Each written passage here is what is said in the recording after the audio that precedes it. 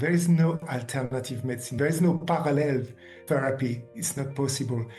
To take the best of the conventional medicine and the best of complementary medicine, and you take it together. Today, it's like that. But I'm sure one day it will be like that. It will be only one medicine, integrative medicine, because in the center of that, there's a patient. And that's the most important. It's a patient-centered cure, care, etc. If you had an Australian or an American oncologist sitting in front of you right now that doesn't want anything to do with homeopathy, that thinks it's poo-poo, what would you say to them to open their minds, to just have them consider using homeopathy alongside, or at least recommending homeopathy to their cancer patients? Is there something that you can say to them? First of all, I explained to him that imagine a beautiful facility for cancer patients with luscious green grounds and trees where the practitioners all come together in a single building, giving homeopathic advice, aromatherapy, doing visualization exercises with their patients, and the patients then having lunch with all of these various practitioners in one place, and it all being paid for by the government, meaning no out-of-pocket expense for that patient. It sounds too good to be true, but today's guest, Dr. Jean-Denis Bogot in Strasbourg, France, actually has this facility. It exists. It's not a dream. It is almost too good to be true and almost too hard to believe for any of us living in Australia and many parts of the rest of the world to fathom that such a place exists, but it does. And these patients are getting the most incredible level of integrative care where various natural therapies are being used alongside their conventional oncology treatment. I am so excited to have our guest on today, Dr. Jean-Denis Bogot, and you can check out his website, shisso-info.com, for some more information.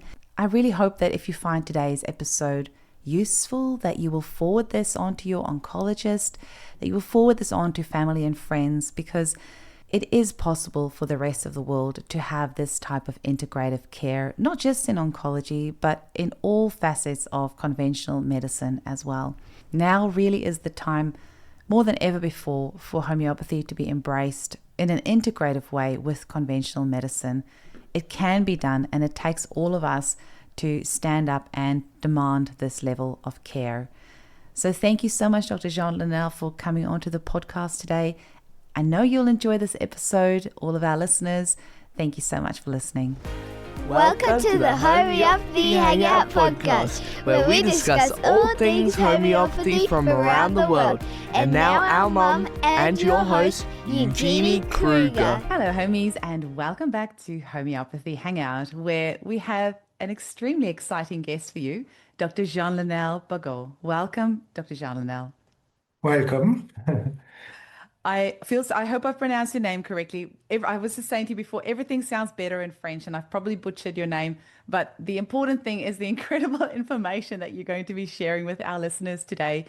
To have found a French oncologist that uses homeopathy just blew my mind. And I'm so excited for you to share your information with us today. And when I heard that you presented this at the Homeopathic Research Institute's conference as well, I just think this is the type of information that our listeners around the world are really going to resonate with.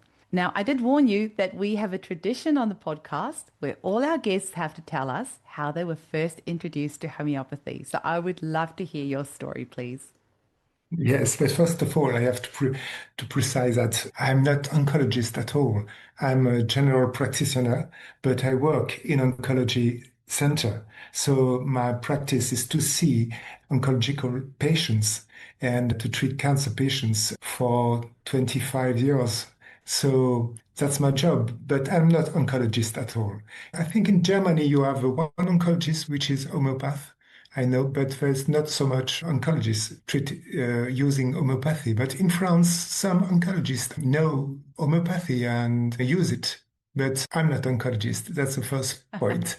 Thanks. So what is your first question? How did you find homeopathy? How did you first learn about homeopathy? Oh, it was at the beginning of my studies in medical studies. I was internist and I work in a hospital and I have 20 beds and 20 patients to care. And sometimes I couldn't help them. I couldn't help them because it was too difficult. And my chief told me, if you have a problem, you ask this doctor. So I asked this doctor, and this doctor was homeopath. And he came and he sees the patient. Okay, it's not difficult. I will give you something. And he gave him some homeopathy, and the patient feel better. So I was thinking, it's very strange. I have to know that. I have to learn this medical approach. And that's what I did.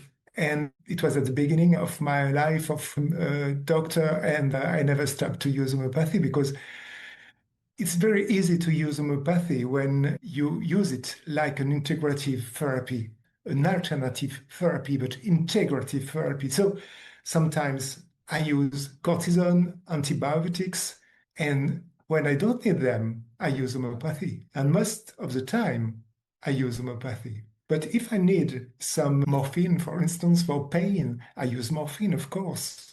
So that's integrative medicine, and that's what I would like to share with you today. The idea of integrative medicine. There is no alternative medicine, it's stupid. There is no parallel therapy, it's not possible. Today, we speak about integrative therapy, and that's very nice. You take the best of the conventional medicine and the best of complementary medicine, and you take it together. Today, it's like that. But I'm sure one day it will be like that.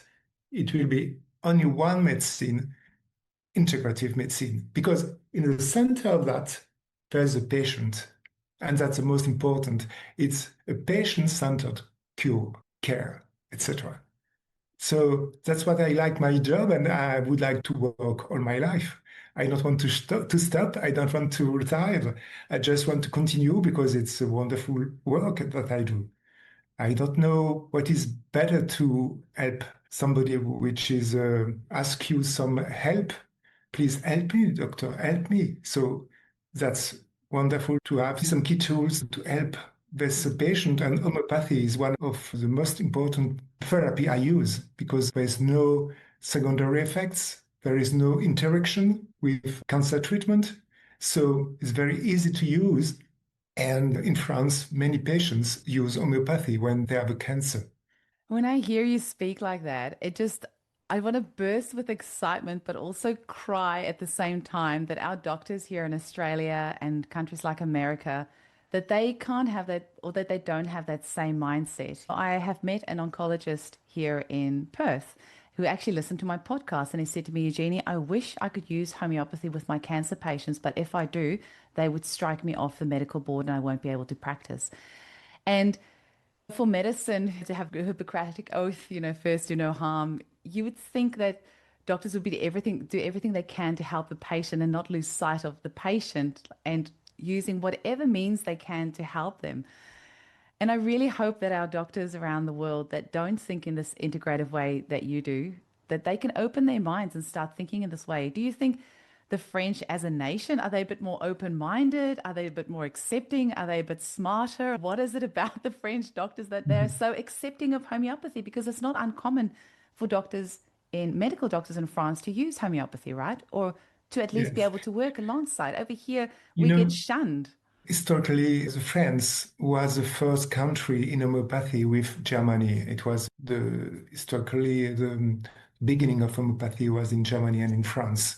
So there is a long tradition in France. But we have to say, in France, homeopathy is a medicinal therapy. It's a medicinal product, so it's official. I am a doctor. I can say that I'm a homeopath. I can share my practice. I can explain my practice.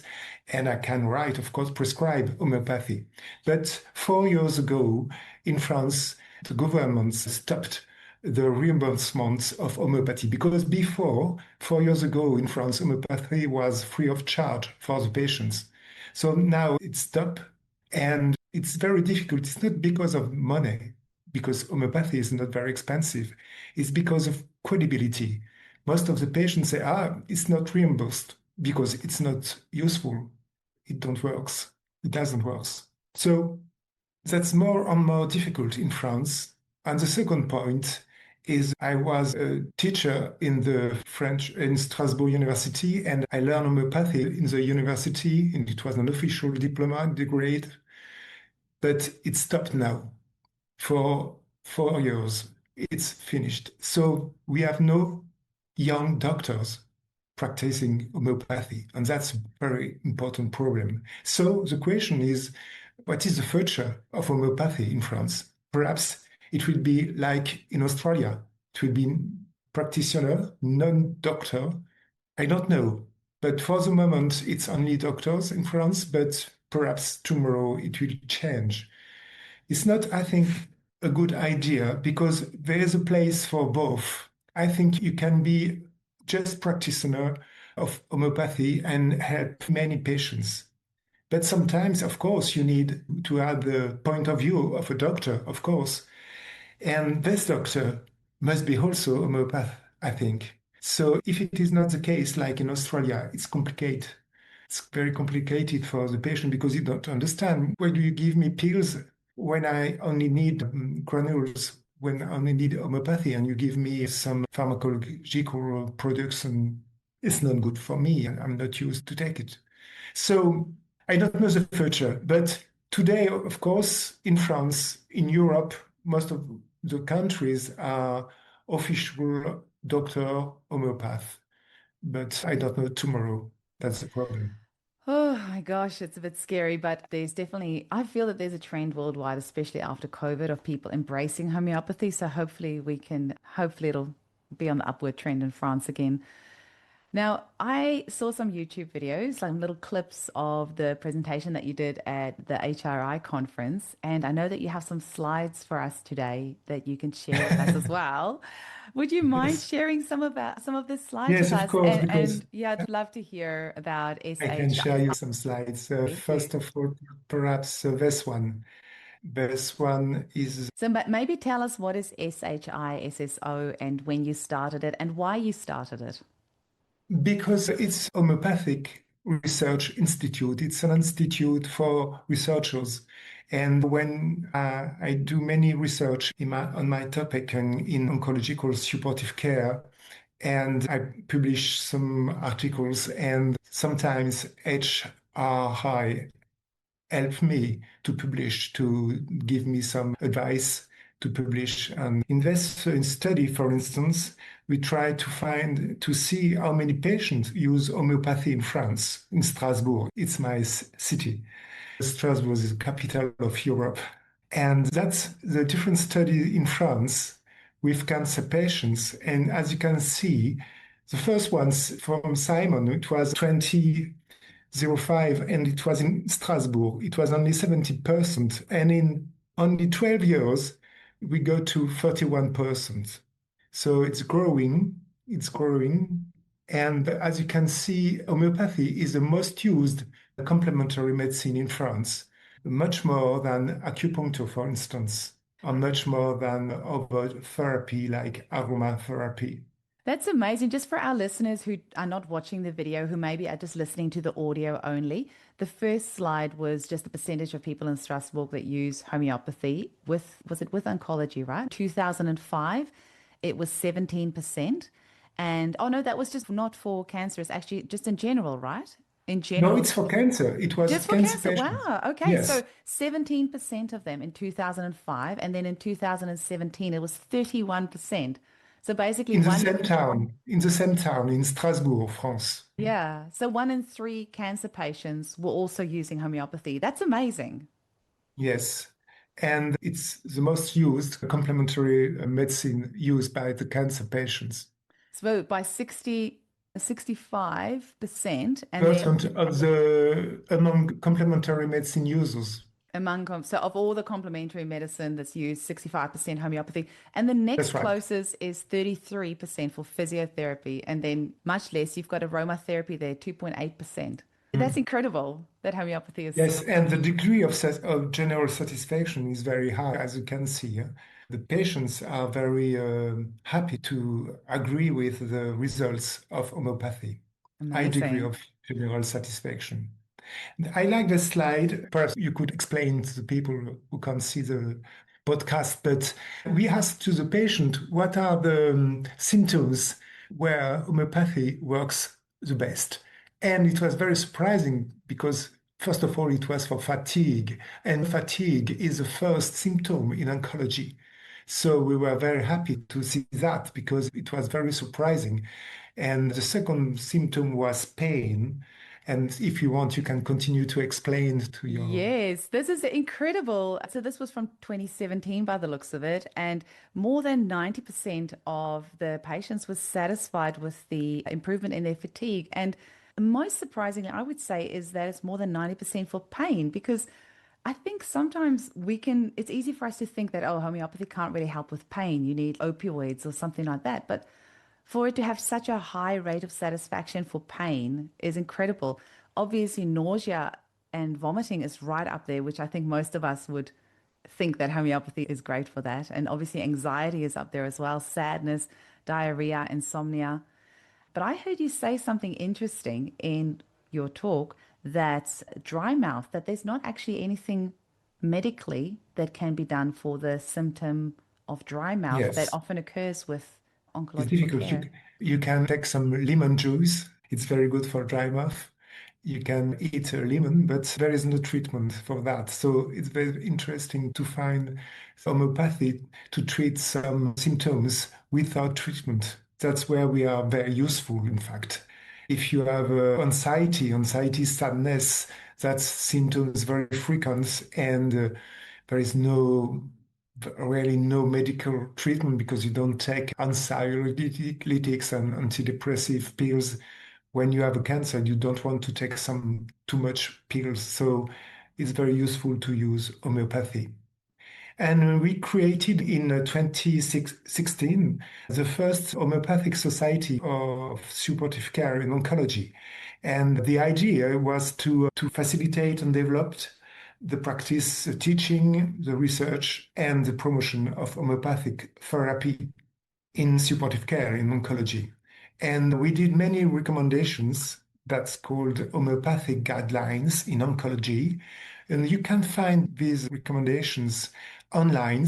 If you go to our website, you can find information in English and you can find the official guidelines. And you can use it if you want to, if you are a patient with cancer or if you want to treat some patient with cancer, you have many ideas and many tools to help these patients.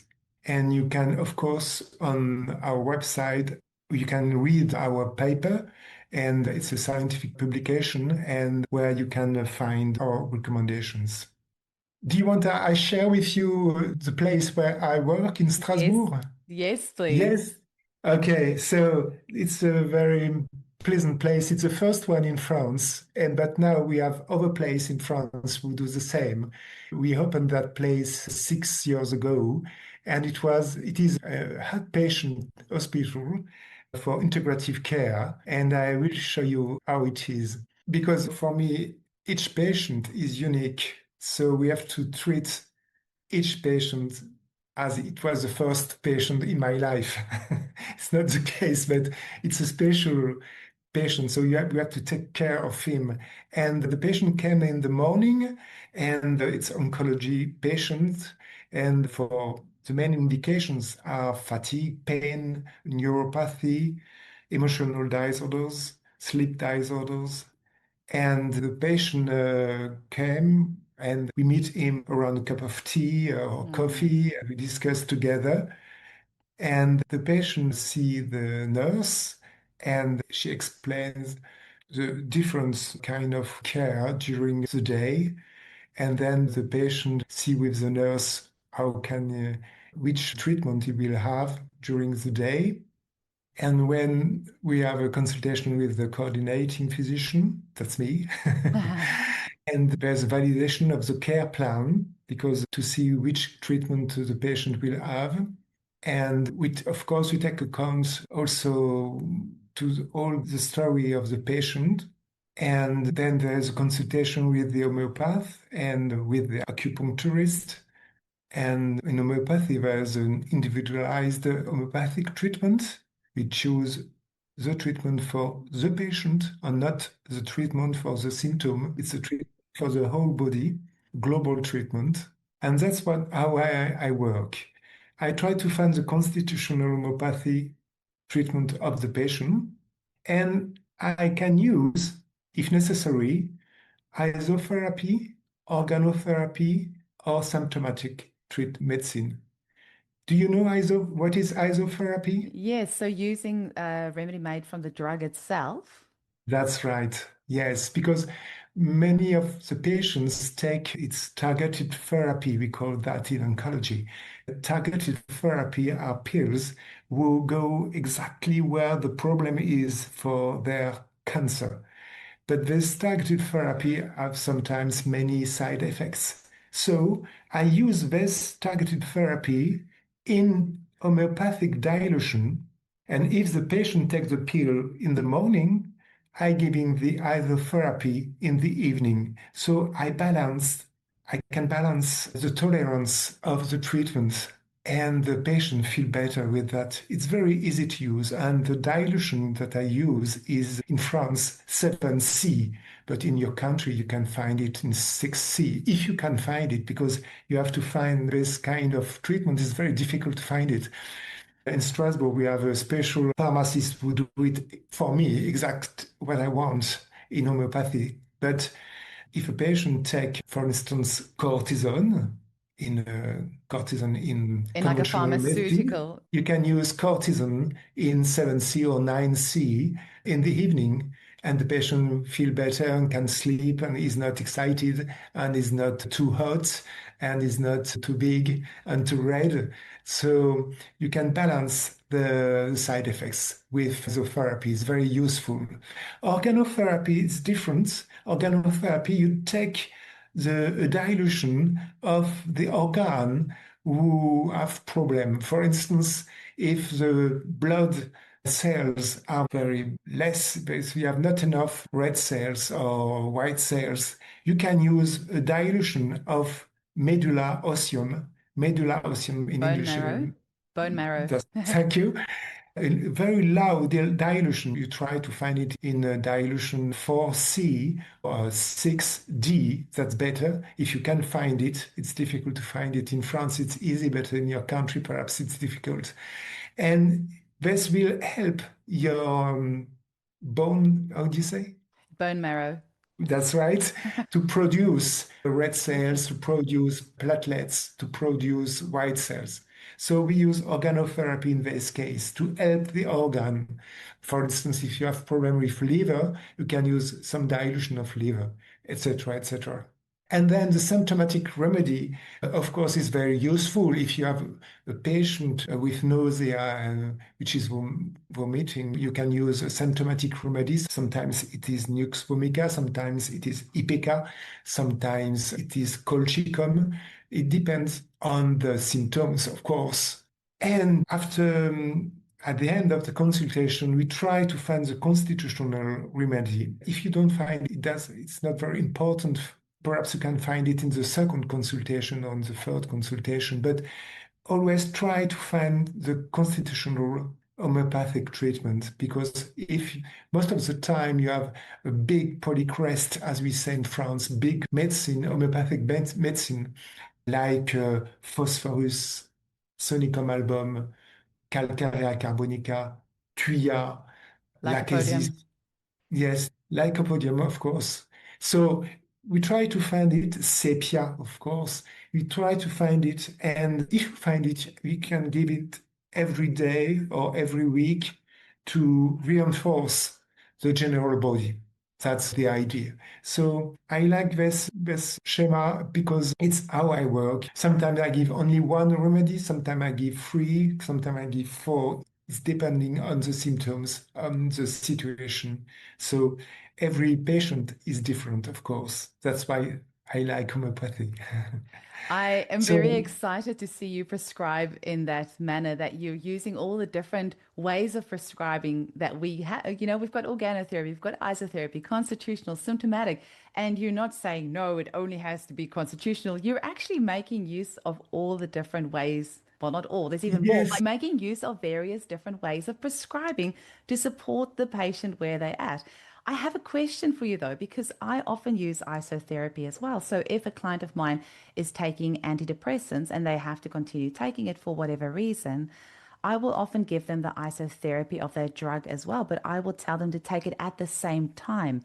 For the main reason of practicality, I get them to store the two together and I say, when you take your antidepressant drug, take the remedy at the same time so that they don't forget.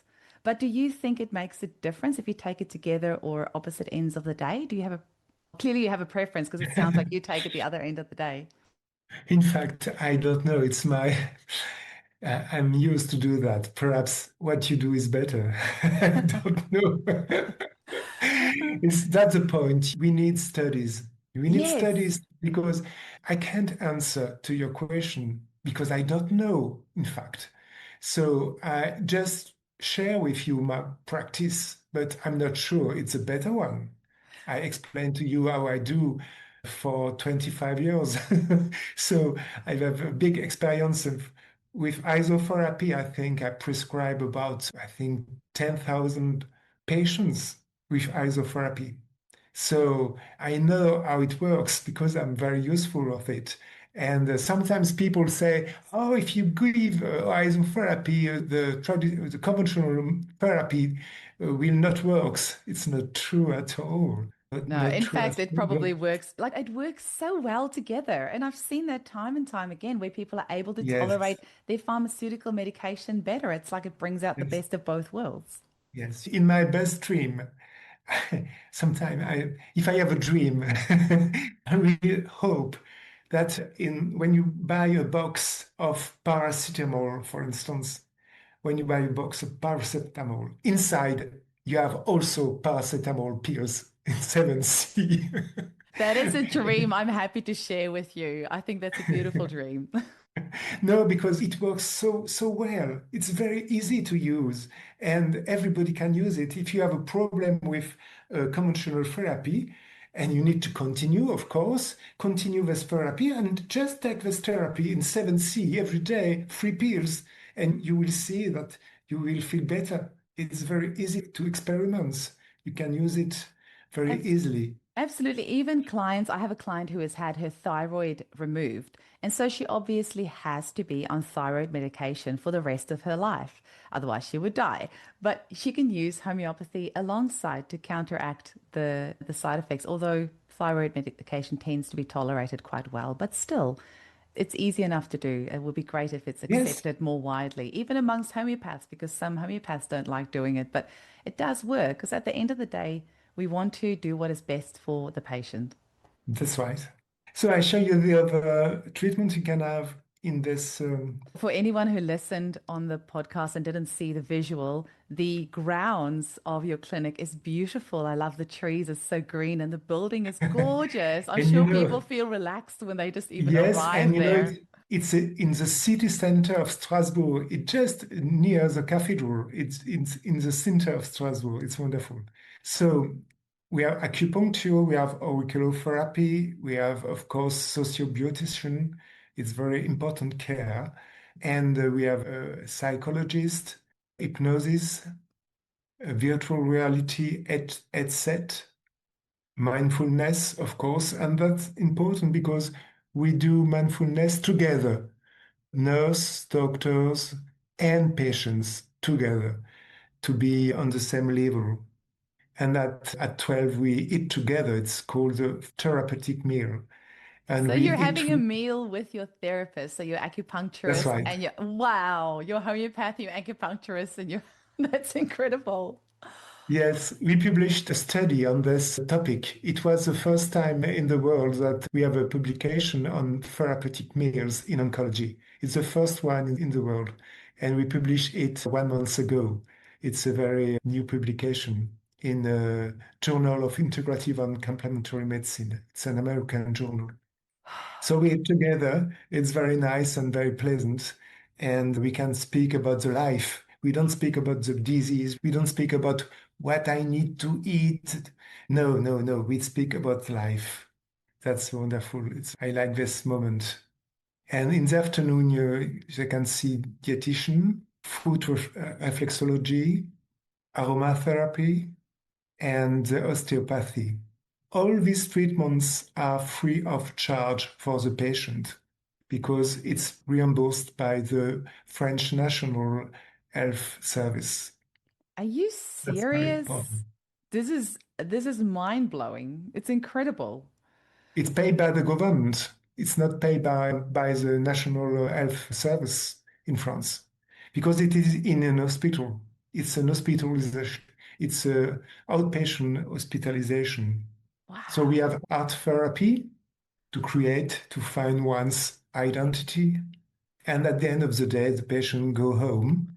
And I hope they go home reinvigorated. Do you know what I would like to see is a study of the outcomes, like the health outcomes of people who attend a center like this versus the health outcomes of somebody in Australia who's just shoved into a hospital and had a drug shoved in their vein and then sent home. Yes, we published a qualitative study because quantitative study is very difficult to publish, but qualitative study is very interesting because we ask the patients, what do you feel about this treatments, this hospitalization, and the patient explain their feeling, and we do publication with that. So the importance of that is to guarantee quality and safety of the treatment pathway. Every caregiver is a specialist of his complementary technique and is used to treat cancer patients. So there are nurses, there are doctors, they are all used to treat cancer patients. That's very important. They are very good specialists. And that's my team. I can see I'm blessed amongst women. I see. Everyone looks very Yeah, happy. yes, and I'm the only man of that. That's my team. Oh. Yes. And as you can see, it's free of charge for the patient because the patient is sent by the oncologist or is sent by their doctors. And how long would they typically be an outpatient there for? Like how many sessions would they typically be? One session per month because we have not enough place for all the patients. So if we see the patient every month.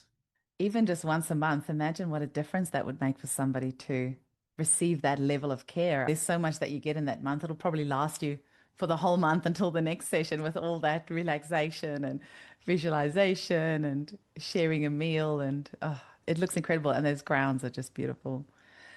So I Well would like done. to share with you now clinical case to explain you in the reality and the real life what is integrative oncology, what is integrative homeopathy. This case is very interesting. It was a 88-year-old woman, and she had metastatic breast cancer. And the oncologist said to this woman, we have to stop the treatment because you have too much side effects. So we can't continue. We have to stop. And the patient said, but if you stop the treatment, I will die. And it was true, in fact. And the oncologist say, you can go to see Dr. Bagot. I was in the room just near the consultation of the oncologist. And the patient knock at the door and say, please, Dr. Bagot, do something for me. So welcome. And I see this patient with small metastatic indurated lateral cervical lymph nodes. And you can see on the photo the small metastatic indurated nodes of the patient. And the problem was the skin of this patient because she took capecitabine, and there is a on-foot syndrome, very important. As you can see, it's called erythrodysesthesia, and it was a grade 3. And so the oncologist need to stop the treatment. So I proposed to the oncologist to continue the treatment and to begin an homeopathic treatment. So the oncologist say, okay, we continue the capecitabine at the same dose, and I introduce homeopathic treatment. I give her many, many, many remedies because I have to be efficient. So I use, of course, petroleum, nitric acidum, Bovista because the foot was big. It was edema. You have edema in the foot. Capecitabine, that's the isotherapy, and ointment with calendula. And I propose to the patient to come back in 1 month. 1 month later, the foot was better, of course, and the patient continued the chemotherapy and continue the treatment. So I changed the treatment, I changed the dilution, 9C and 7C for petroleum, 9C, nitric acidum, 9C, Bovista, 7C, and capecitabine always 7C. And I see the patient 1 month later, and the foot was very clean. There is no problem, no fissures, and the patient continues the treatment. And as you can see, the treatment works because the lymph node metastasis disappeared. So this patient was in clinical remission, lasted 6 months with this treatment. So that's a perfect example of combination of oncological treatment with capecitabine, which is a oral chemotherapy, and homeopathy together. And as you can see, the treatment works and the side effects was less important, elevate. Can I just say for any of our listeners who are not watching on the video, who's just listening to the audio, we have just seen the most unbelievable images. And this is why I love photos, because a picture doesn't lie. And I think you said this lady was 88 years old, right? So you Yes. could imagine a weaker vital force. At 88, you would think, what can the healing capacity of an 88-year-old be who is metastatic cancer and having these incredible, her feet, like how you couldn't walk on those feet. They look awful. And for her to heal that fast in 1 month, and then that follow-up photo as well, where her feet are just healed at 88, going through chemotherapy. It's mind-blowing. Yes, but every day it's like that from my experience. So that's why I want to share this example, because it is easy to see because it's with the skin, so we can take photo. But it's the same with fatigue, but we can take photo of fatigue, of course. But when we have a patient with important fatigue and you give there some homeopathy most of the time, of course, we can't say every time because it is medicine. It is very difficult to treat everybody, but most of the time we have better results and the fatigue is less important. So it's my life. I see it every day. That's why I would like to share it with you. And it's so easy to do. And the important point with homeopathy is to choose the treatment. You have to listen to the patient because you have no automatic treatment. You have the treatment of the symptoms of this patient. So you need to listen to the patient. So that's the first treatment because you listen to the patient. And the second point for me, my colleagues sometimes say, oh, please, they said to the patient, please stop to say all your symptoms because you have too much symptoms and I can cure all your symptoms. So I don't know what to do with all your symptoms. But for me, more the patient have symptoms, more it is interesting for me because I can choose easier the treatment, the homeopathic treatment. So the patient is surprised when he see an homeopath because he say, oh, it seems to be interesting in my case.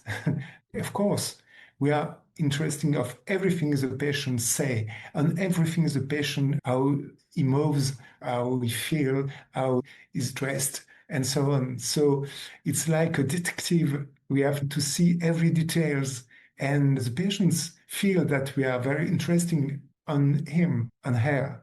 That's why I like my job because I'm never tired. I stopped working because I like to do some sports and some music and to be with my family, of course. But when I work, I'm not tired at all because it's very pleasant to listen to the patient, to try to help him. And sometimes we have a solution where conventional treatments haven't solutions.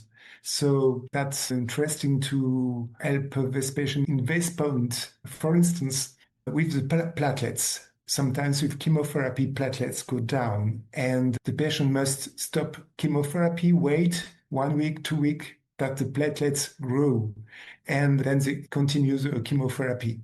But with homeopathy, you can use medicine very effective, which is crotalus. Crotalus is venom, you say? Yes, venom of the snake. Yeah. Of the snake, huh?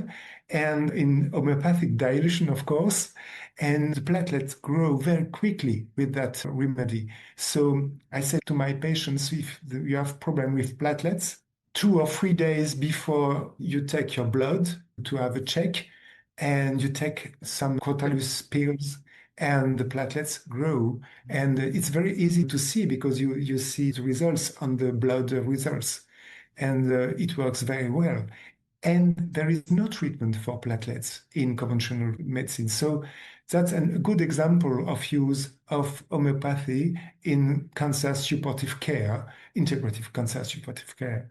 So for our listeners, Crotalus horridus is a great homeopathic remedy made from snake venom. And like you said, if there's no conventional care, then the medical profession's got nothing to lose. They can just try it. Just try it. And the blood work, will tell you if it's working or not. And if it's not working, that's fine. But if it's working, that's amazing.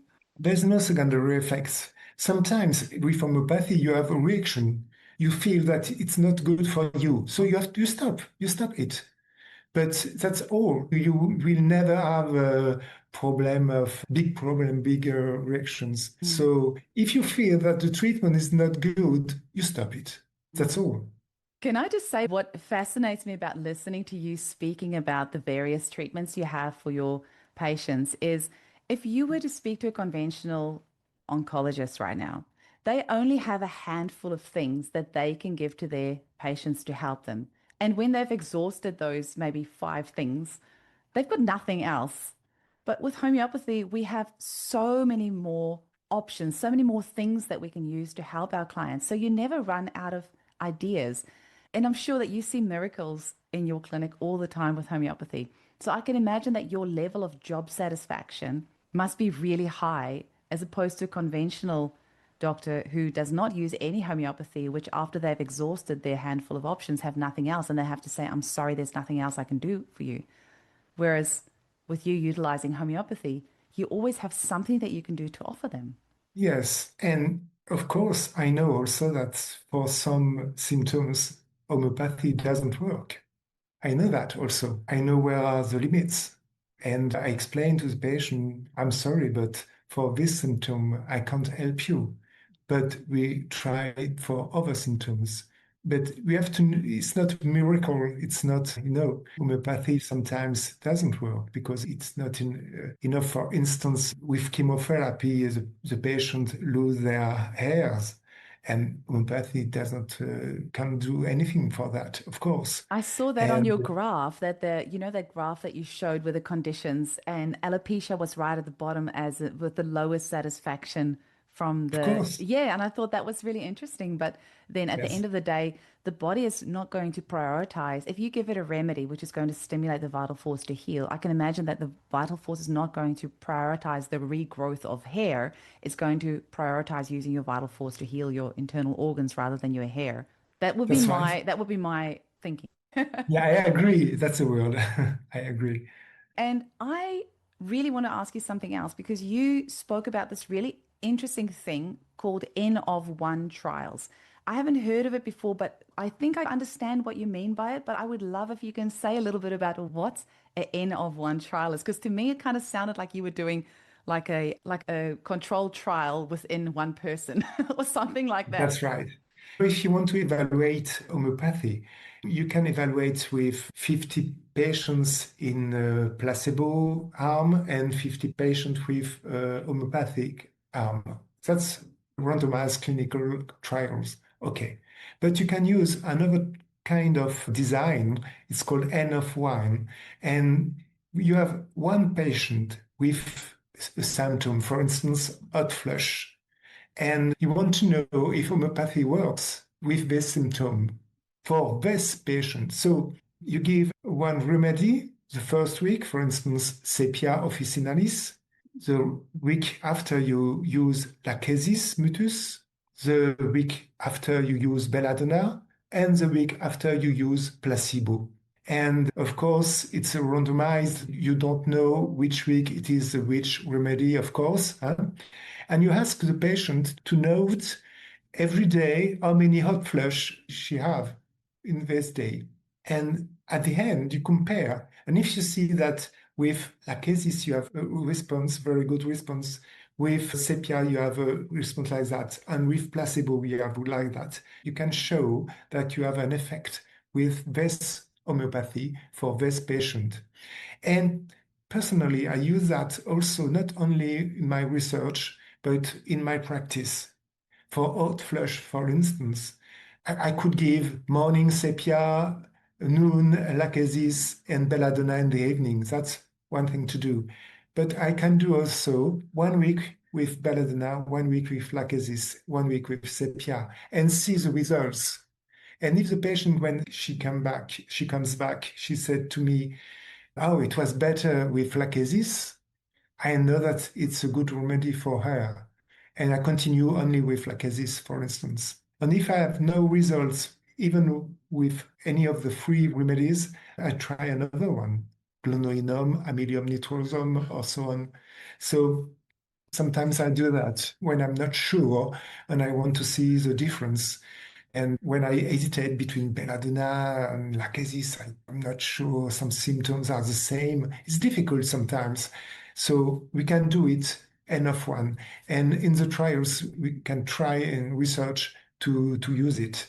It's interesting, but of course, it's not the real life. In the real life, we use not only one remedy, we try to find a constitutional remedy, we try to find a specific remedy, and so on. And I heard you say that once you have discovered which of those remedies that you trial is the best, then you just have to figure out the right potency.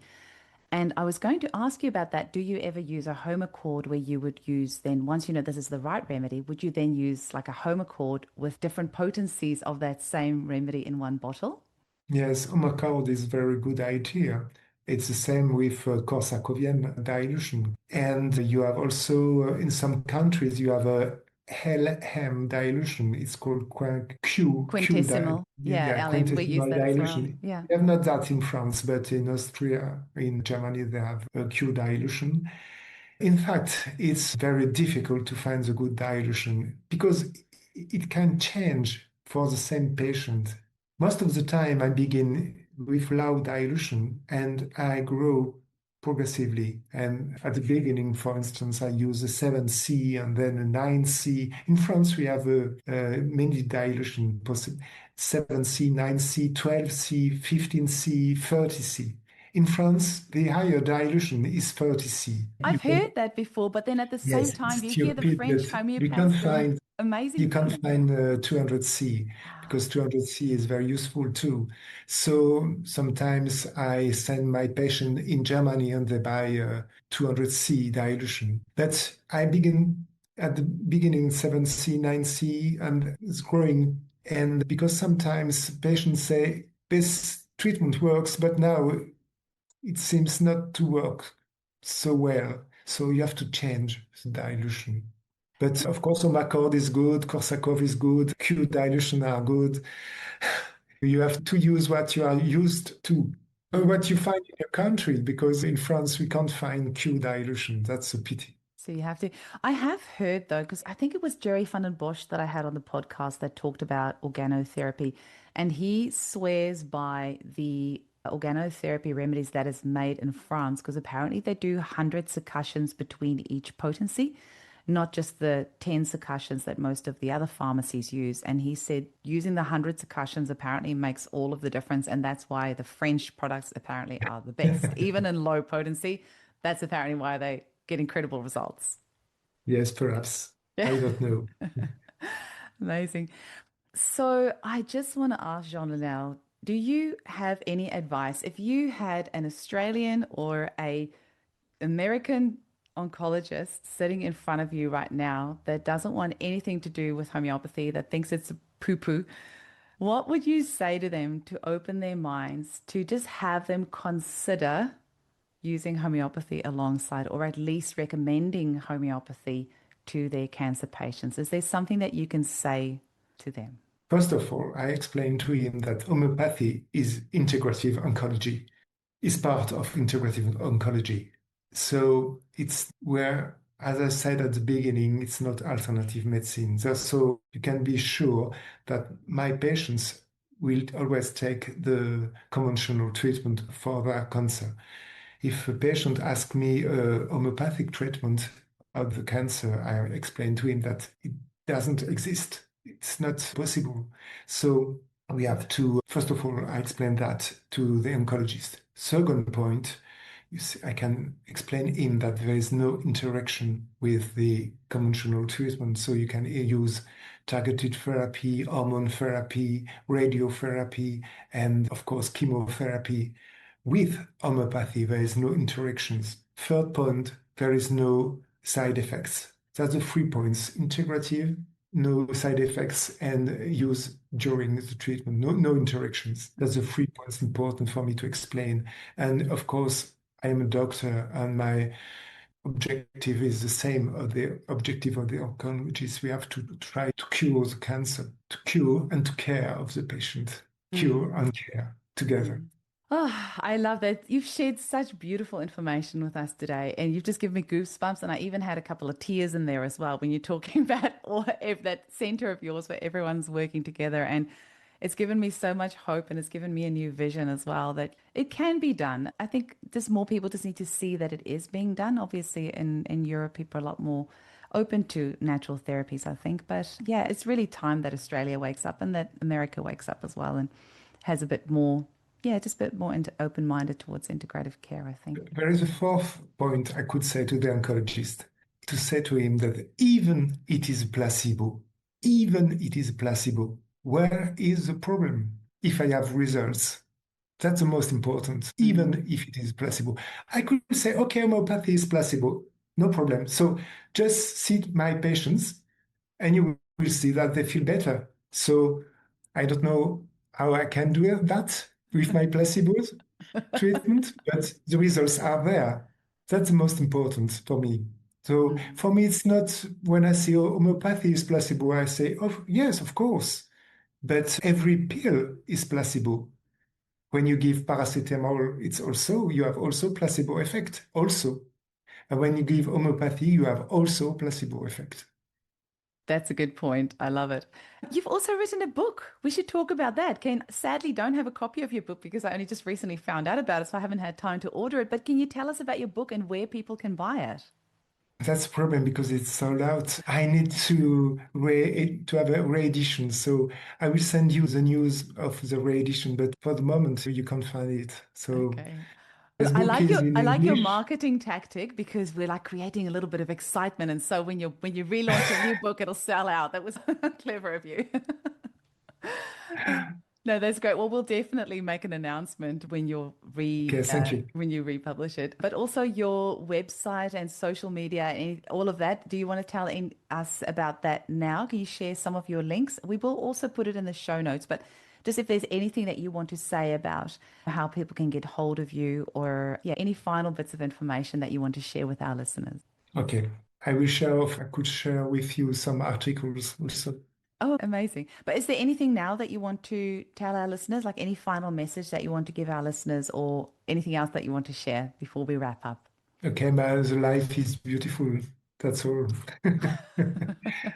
Oh, And I like my job. I think to take care of the patients, to take care of the patients. It's wonderful way of life, and I like it. That's all. that's incredible. And you've got a big birthday coming up, I saw for next year. So a big celebration, I think. Which Like one? around, have you got your 70th birthday next year? No, no, no, No, no, no. In 2 years. in 2 years. No, it's next year. Yeah, I was gonna say. That to me is so inspiring. So I just want to Thank say you, thank you, thank you. I think it's thank you. amazing. I have another podcast guest. The episode's coming out, or actually, it'll be before this one that comes out. She's 80 and she is still practicing. And there's a homeopath in New Zealand. She is 90 and she's still practicing. And I'm trying to get her on the podcast as well. But God willing, hope that I will be practicing into my 80s or 90s, 100 if I make it, because this is the best career in the world. And we are so lucky to get to do what we do. Thank you for your time, Jean-Denis. I really appreciate it. All the best for Australia.